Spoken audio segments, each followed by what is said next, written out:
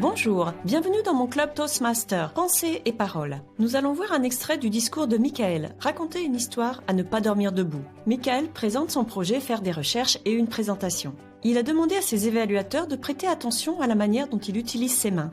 Dans son dernier discours, il a identifié la gestuelle comme étant l'un des domaines dans lesquels il devait s'améliorer. Regardons le discours de Michael. Quand il aura fini, nous verrons comment ses évaluateurs présentent leurs observations. Bonjour chers collègues Toastmasters, je parie que cela est arrivé à nombre d'entre vous. Vous racontez une histoire à des amis, des membres de votre famille ou des collègues, vous êtes plongé dans votre récit en pensant à votre prochaine phrase, quand soudain vous vous apercevez que des membres de l'auditoire s'endorment, gigotent ou regardent le plafond. Votre public s'ennuie, il n'est plus intéressé et vous ne savez pas vraiment comment vous avez perdu leur attention. Ce n'est pas la peine de lever la main. Mais combien d'entre nous ont-ils vécu cela à un moment ou à un autre ? D'ailleurs, c'est peut-être une expérience similaire qui a conduit certains d'entre nous à s'inscrire à Toastmasters. C'est pourquoi je souhaiterais vous indiquer quelques techniques professionnelles éprouvées qui peuvent nous aider à devenir des conteurs plus efficaces. Employer ces trucs donnera du relief à votre histoire et intéressera votre auditoire. Merci.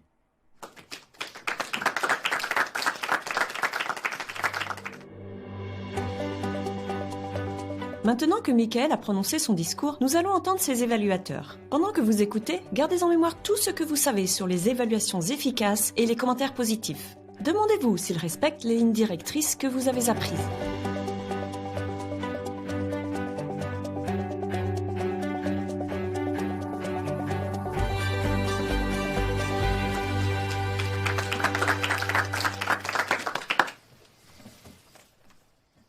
Michael, j'ai vraiment aimé écouter votre discours. Vous avez fait du bon boulot et vous avez su maintenir l'attention de chacun. Raconter des histoires est très important et vous nous avez donné des conseils précieux sur la manière de mieux y parvenir.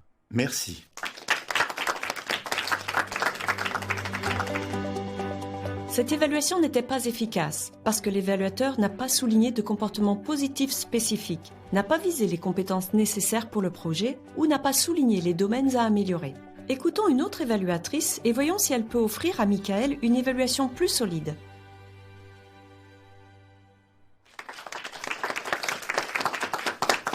Tout d'abord, je voudrais dire que c'était un discours très informatif. Vous avez maintenu un bon contact visuel et transmis toutes les informations importantes en temps voulu. Cela dit, je vois très clairement dans quel domaine vous devez vous améliorer. Vous êtes resté longtemps derrière le podium. Rester trop longtemps derrière le podium donne l'impression que vous êtes nerveux et mal à l'aise. Vous ne voulez pas donner l'impression d'être mal à l'aise, alors pensez à vous déplacer davantage. Une autre chose qui indique votre nervosité est le fait que vous parliez trop vite. La prochaine fois, faites attention à la vitesse et au rythme de votre voix pour ne pas prononcer votre discours trop rapidement. Merci encore pour votre discours. Même si l'évaluatrice a souligné les domaines devant être améliorés, son évaluation n'était pas efficace. Elle n'a pas employé des déclarations commençant par « je » ou n'a pas formulé ses commentaires de manière positive. De plus, elle n'a pas abordé les sujets demandés par l'orateur et n'a pas inclus d'exemples spécifiques tirés du discours. Écoutons un dernier évaluateur et voyons comment il évalue le discours de Michael.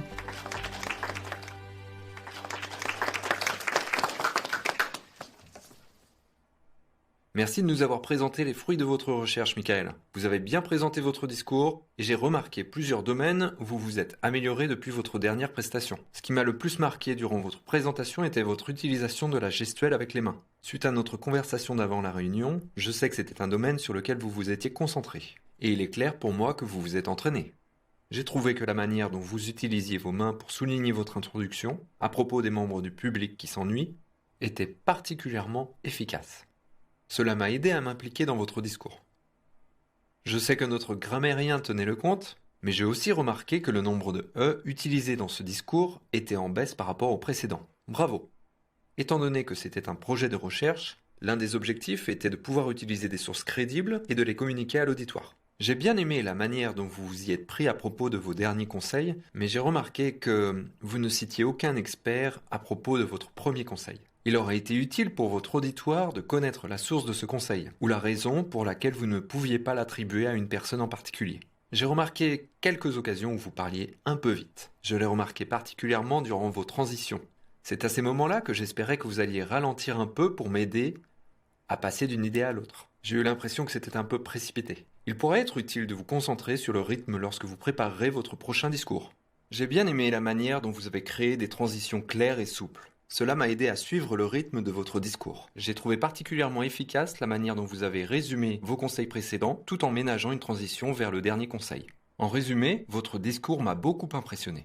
Je constate une très forte amélioration. J'y vois également un grand potentiel de perfectionnement si vous vous tournez vers des éléments comme le rythme.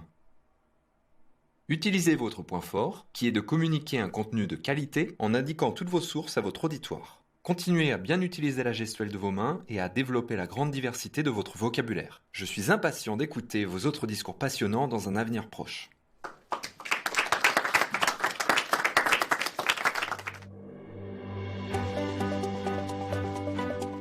Le dernier évaluateur a très bien su encourager Michael et lui donner confiance, tout en lui offrant des conseils utiles qu'il pourra mettre en pratique dans son prochain discours. Résumons en quoi il a réussi. Comme nous venons de le voir, un évaluateur efficace fournit une évaluation complète qui dure de 2 à 3 minutes. Il commence par « je » pour commenter les comportements observés. Il donne des exemples spécifiques issus du discours à l'appui de ses commentaires. Il fournit des commentaires positifs et encourageants, plutôt que des avis. Il évoque les objectifs de l'évaluateur et les critères d'évaluation. Il met en avant les points forts de l'orateur et il conclut avec un résumé qui donne confiance à l'orateur.